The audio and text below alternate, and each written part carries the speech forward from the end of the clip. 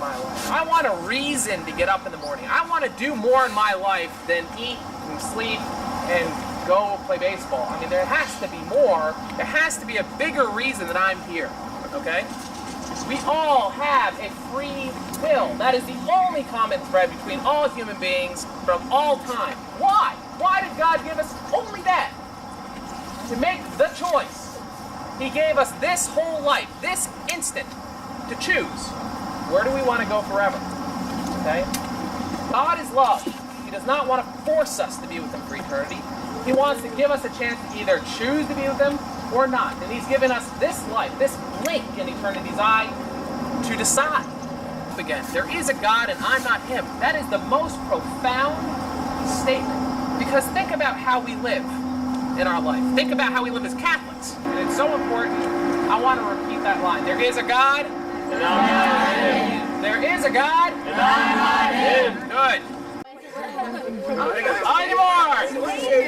Get set, go!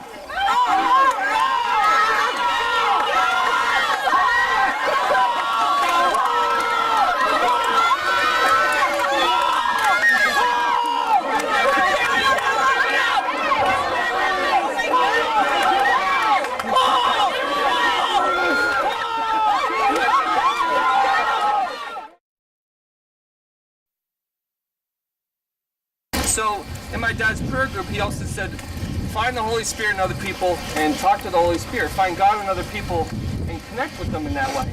So instead of me walking around campus in high school looking down, I started looking up and looking at people in the eyes. And I started saying hello to everyone and anyone. And I didn't care if you were overweight, if you had acne, bad breath.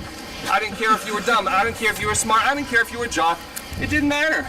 I started making a huge amount of friends. And that was really cool. You know why?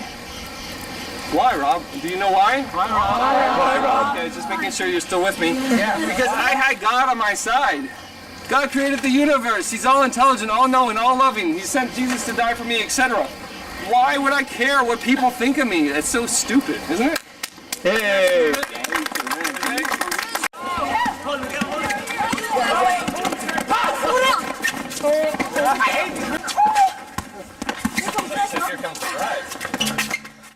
The priest says, you want to start? And I said, I don't even know how to, it's been so long. He says, okay, I'll walk you through it.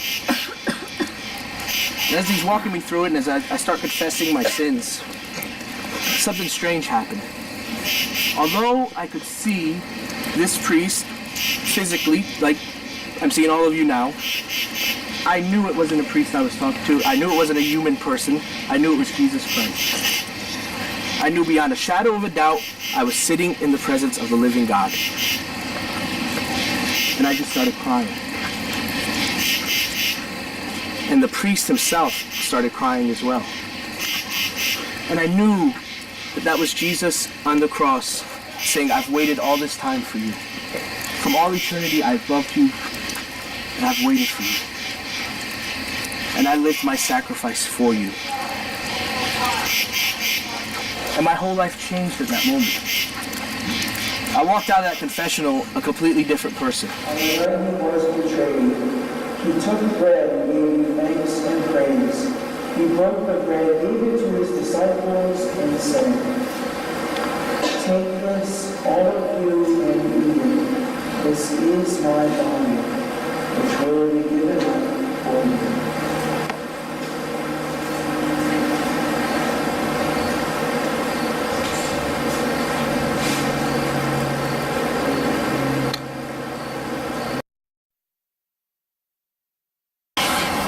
Brothers and sisters, much of the world around us is living in illusion. They are living completely separated from reality. And the definition of being psychotic is being separated from reality. And the thing is, God presents to us something so beautiful, a truth that really sets us free. This camp is called Camp Veritas. Veritas in Latin means truth. And Jesus said that I am the way, the truth, and the life. And he also said that the truth will set you free.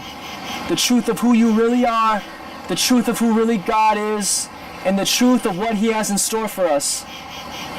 And brothers and sisters, Instead of looking in the mirror to find out who you really are, because especially at this age, you're asking a lot of questions. Who am I? Where do I fit in? What is the purpose of my life? Don't look in the mirror for your answers. Look to the face of Jesus. Because when you look to the face of Jesus and you see your reflection in his eyes, you see a clear picture of who you are. But if you look to the TV, if you look to the beauty magazines, if you look to the knuckleheads who live down the street, if you look to MTV, you're going to find a disillusioned version of you, a cop-out, version 2.0. It's not even you, it's not 1.0. I don't know why I'm coming up with this stuff, but the point I'm trying to make is, brothers and sisters, Jesus fully reveals who we are. We can only understand who we are in him. How was that? Were you scared? Huh? I don't know, sometimes. You were? I was amazed. You got all the way up there, huh? Did you look down when you were going up, or did you just keep looking up? Once. And what's your name? Kathy? Kathy, okay. It was good. Awesome. Was it scary? No? I was scared watching you. How come you wanted to be first? I'm not scared of heights. You're not scared of heights? Wow. How does that relate to the spiritual journey? It's a tough climb to heaven. And you need a lot of grace. And then I'll turn around the back. Wow, what an incredible journey. The world needs heroes. Amen. But now I found a cause that I can be rebellious for, and that's our modern culture. That I can go against the grain of society, and that I can witness to Christ, and I can witness to the good things that he's done, and I can witness to love, and I can witness to hope.